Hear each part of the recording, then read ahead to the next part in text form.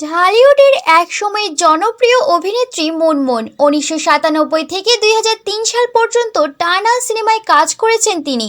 বড় পর্দায় আগমন ঘটে পরিচালক এহতেশাম পরিচালিত মৌমাছি চলচ্চিত্রে অভিনয়ের মধ্য দিয়ে। তবে অশ্লীলতার জন্য তার বিপক্ষে পদক্ষেপ গ্রহণ করে তৎকালীন সরকার। এজন্য ২০০৩ সালের পর তার চলচ্চিত্রে উপস্থিতি কমে যায়। মুনমুনকে এখন সিনেমায় তেমন একটা দেখা যায় না। তবে সম্প্রতি এক সাক্ষাৎকারে তার বিরুদ্ধে আনা অশ্লীলতার অভিযোগ মানতে নারাজ মুনমুন।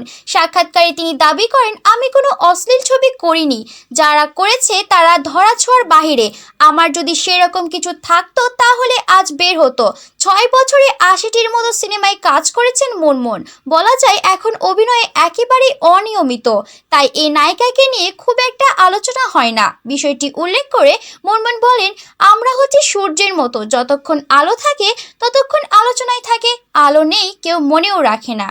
অশ্লীলতার বিষয়ে পরিচালক প্রযোজকদের দোষারোপ করে তিনি বলেন, পরিচালক এহতেশামের মতো যেসব পরিচালকের হাত ধরে শবনম, শাবানা, শাবনাজ, শাবনূরের মতো তারকারা পর্দায় এসেছেন, সেই একই পরিচালকের হাত ধরে আসেন মুনমুনও। কিন্তু অন্যরা প্রশংসা নিয়ে বাঁচলেও মুনমুনকে অশ্লীল ছবির নায়িকার তকমা মাথায় নিয়ে ঘুরতে হয়। মুনমুন জানান, লেডি অ্যাকশন ছবিতে তার ব্যাপক চাহিদা ছিল। রানী কেন ডাকাত মুক্তির পর সবাই হুমড়ি খেয়ে পড়ল। কিন্তু প্রযোজক পরিচালকদের একটা গ্রুপের সঙ্গে আমার পোশাক নিয়ে প্রতিনিয়ত ঝগড়া হতো, মন কষাকষি হতো।